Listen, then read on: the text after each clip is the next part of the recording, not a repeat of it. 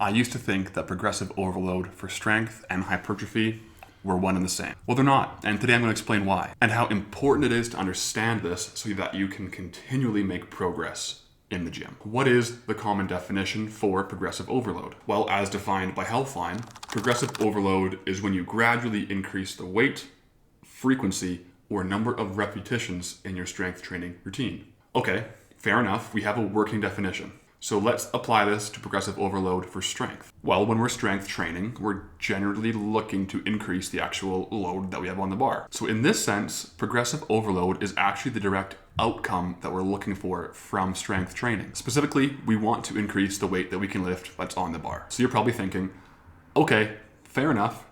How does that differ from hypertrophy training? To answer this, we have to really dig down into our intended outcome of hypertrophy training. Basically, we just want bigger muscles, all right? That's it. That's why we lift weights for hypertrophy. But if we look back at the definition for progressive overload, nowhere in that definition does it say bigger muscles are achieved. It's all about objective changes in training variables.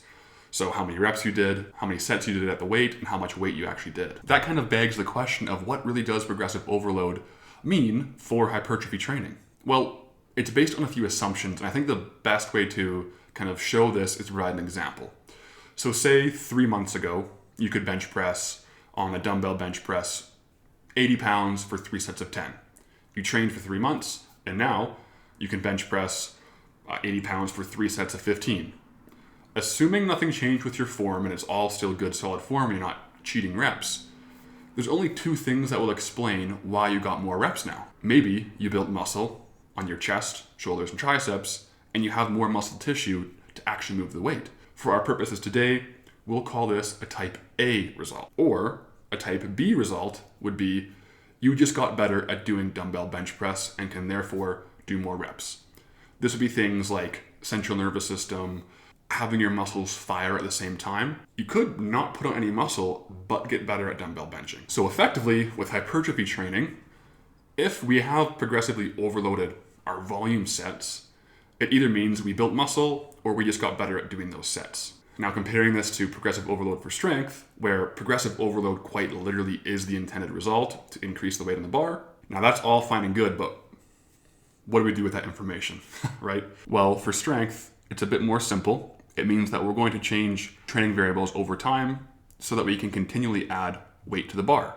We don't care if we're adding weight because of type A progress, building muscle, or type B progress, because we're just getting better at doing a squat, a bench, or a deadlift. In fact, I would argue that there's some times where if you're a powerlifter in a weight-restricted sport, you want type B progress because you might not have any more weight to put on in your weight class.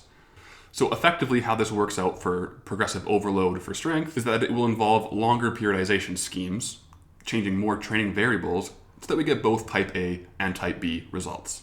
And we just simply can't do this as well for type B results if we do the same program every single day of every single week. And that's why it's periodized to change over weeks and months. Now for hypertrophy, how does this play into the game? And this is where the big difference occurs. For hypertrophy, we pretty much want to eliminate the chance that any of our progress that we see is coming from type B gains.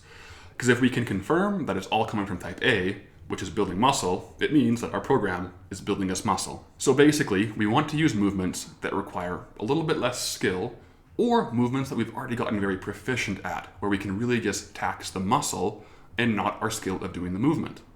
As well, we don't want to change movements around too much or rep schemes around too much because we want to keep those variables very similar. That way, we're only changing the variables that actually affect muscle growth. So we can change our total sets per week, which is volume, and our proximity to failure, which is intensity. Those are the 2 variables that we're going to change, and we hope that as we're doing those, we see progressive overload, which means we built muscle. In this sense, we narrow the variables of progressive overload for hypertrophy so that we can be a bit more certain that the actual progress we're getting as far as progressive overload on accessories is just straight up coming from muscle growth.